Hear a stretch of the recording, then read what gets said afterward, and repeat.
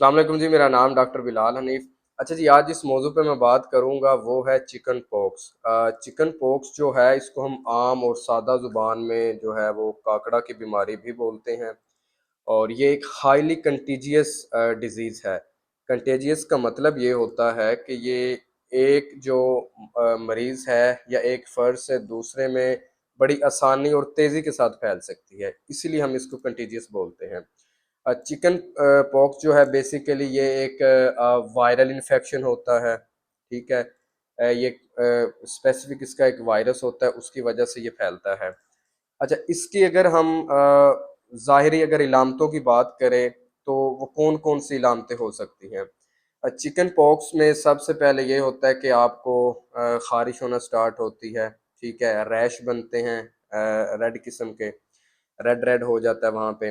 اس کے ساتھ ساتھ پھر جب یہ تھوڑا اس میں سویٹی کی طرف جاتا ہے تو اس میں آپ کو بلسٹر بن جاتے ہیں، جیسے پانی کے دانے ہم کہتے ہیں، ٹھیک ہے۔ تو یہ ساری اس کی علامتیں ہوتے ہیں۔ پھر اس میں آپ کو فیور ہو سکتا ہے، ہیڈک ہو سکتا ہے، فیٹیگ تھکاوٹ ہو سکتی ہے، ٹھیک ہے۔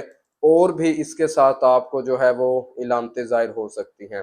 اب یہ پیشنٹ ٹو پیشنٹ ویری بھی کرتی ہیں، ضروری نہیں ایک پیشنٹ کے اندر جو ہے وہ سیم علامتیں آئیں، صحیح ہے۔ اچھا، اب یہ ہوتا کن لوگوں کے ہے؟ جن کی موسٹ جو کامن وہ لوگ ہوتے ہیں جن کی امیونٹی جو ہے وہ ویک ہوتی ہے، جیسے ان کو اگر کوئی اللہ نہ کرے کوئی اور بیماری میں مبتلا ہوتا ہے، کوئی ایچ آئی وی کا پیشنٹ ہے، کوئی کینسر کا پیشنٹ ہے، ڈائبٹیز کا پیشنٹ ہے، تو ایسی ان لوگوں کی امیونٹی آلریڈی ویک ہوتی ہے، اس کی وجہ سے جو ہے یہ ان لوگوں کو ہونے کے چانسز زیادہ ہوتے ہیں۔ بچوں کے اندر جو ہے یہ موسٹ کامن ہے، بچوں میں پایا جاتا ہے۔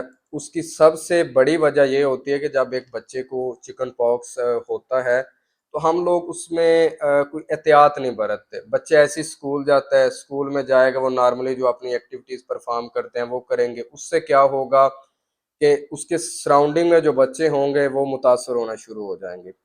چونکہ اس کا جو پیریڈ ہے، دیکھیں جب کسی کو یہ وائرس جو ہے وہ انفیکٹ کرتا ہے اس کے 4-5 دن تک تو علامتیں ہی ظاہر نہیں ہوتی، اور وہ جو 4-5 دن کا پیریڈ ہوتا ہے اس سے جو دوسرے افراد ہوتے ہیں وہ بہت زیادہ متاثر ہو جاتے ہیں اس پیریڈ کے دوران، ٹھیک ہے۔ تو جو سراؤنڈنگ میں پھر بچے ہوں گے، صاف ظاہر وہ بریدنگ سانس کے تھرو جو چھوٹے چھوٹے پارٹیکلز ہوتے ہیں، یا کفنگ کرے گا، سنیزنگ کرے گا، اس کے تھرو بھی جو ہے یہ ایک پھیلنے کے چانس زیادہ ہو جاتے ہیں۔ پھر بڑوں کے اندر بھی یہ جو ہے چکن پوکس ہو سکتا ہے، ضروری نہیں ہے کہ یہ صرف بچوں کے اندر ہی ہوتا ہے۔ اچھا، پھر یہ بھی ایک بڑی کامن یہاں پہ ہے کہ جی اگر ایک دفعہ زندگی میں چکن پوکس یا کاکڑا کی بیماری ہوگی تو یہ آگے کبھی بھی نہیں ہوگا، ایسا نہیں ہوتا، کیونکہ یہ ایک جو کہہ لیں کہ بتایا میں نے آپ کو وائرل انفیکشن ہے۔ تو جب کبھی بھی آپ کی امیونٹی ویک ہوگی، اگر ایک بندے کو جب یہ ہو جاتا ہے تو یہ ایک بندے کے اندر وہ وائرل جو ہوتا ہے وائرس وہ آ چکا ہوتا ہے۔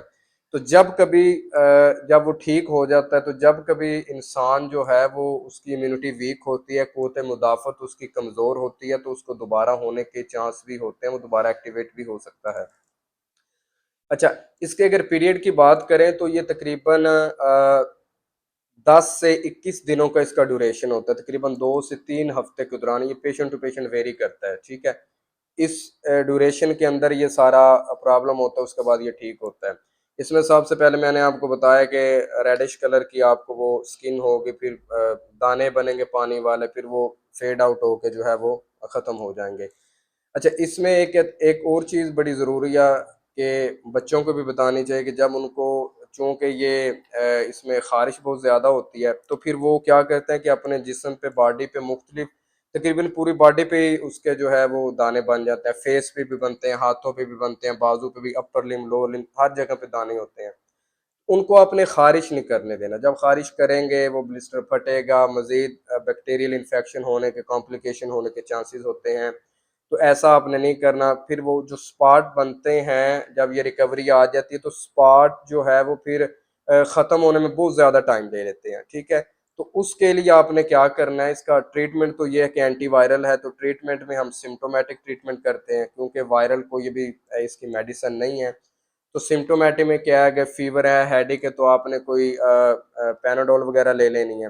اس کے ساتھ ساتھ خارش ہو رہی ہے، ایچنگ ہو رہی ہے، تو آپ نے جو ہے وہ کوئی اینٹی اسٹامک جو ہے وہ لوشن وغیرہ لگا لینا، وہ میڈیکل سٹور سے بڑا آسانی سے مل جاتا ہے۔ تو جب زندگی میں کبھی آپ کے بچوں کو یا آپ خود اس چیز سے متاثر ہوتے ہیں تو اس چیز کا لازمی خیال رکھیں کہ اپنے آپ کو آئسولیٹ کر لیں، الگ تھلگ رکھ لیں، کیونکہ یہ اس کا ایک ڈیوریشن ہوتا ہے تقریباً 10 سے 21 دنوں کا، 2 سے 3 ہفتے بنتے ہیں۔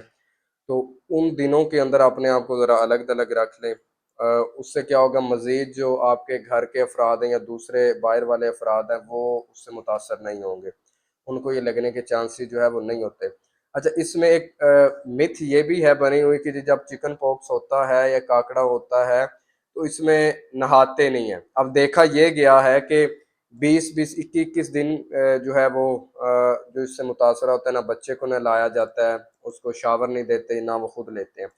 تو اس میں سب سے جو امپورٹنٹ چیز ہے وہ یہ ہے کہ آپ نے اپنے ہائیجین کا بڑی اچھی طرح سے خیال رکھنا ہے۔ آپ نے شاور لینا ہے، کوئی مسئلہ نہیں ہے اس میں، ٹھیک ہے، شاور لینا ہے آپ نے، کیونکہ اس میں آپ کو برننگ، ایچنگ ایسی فیلنگ آتی ہے، تو جب آپ کولنگ ایفیکٹ آئے گا تو اس سے آپ کو کافی زیادہ ریلیف ملے گا۔ تو ہائیجین کا آپ نے خیال رکھنا ہے۔ اگر سمر چل رہا ہے، گرمیاں ہیں، تو اس میں صاف ظاہر ہے آپ کو سویٹنگ بھی ہوگی، پسینہ آئے گا، تو اس میں آپ کے لیے اور زیادہ مشکل ہو جائے گا، ٹھیک ہے۔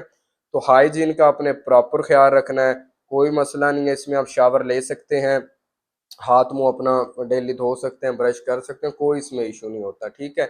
بس اس میں جو زیادہ احتیاط ہے وہ یہ ہے کہ آپ نے خود کو آئسولیٹ کرنا ہے تاکہ دوسرے لوگ اس سے متاثر نہ ہو۔ ڈیلی آپ جو ہے شاور لے سکتے ہیں، اس سے کوئی ایشو نہیں ہوتا، اور ہائیجین کا پراپر خیال رکھیں، کیونکہ یہ ایک وائرل انفیکشن ہے، تو یہ اپنا جو اس کا خاص ایک ڈیوریشن ہوتا ہے اس کے بعد جو ہے یہ بالکل ٹھیک ہو جاتا ہے۔ خدا حافظ۔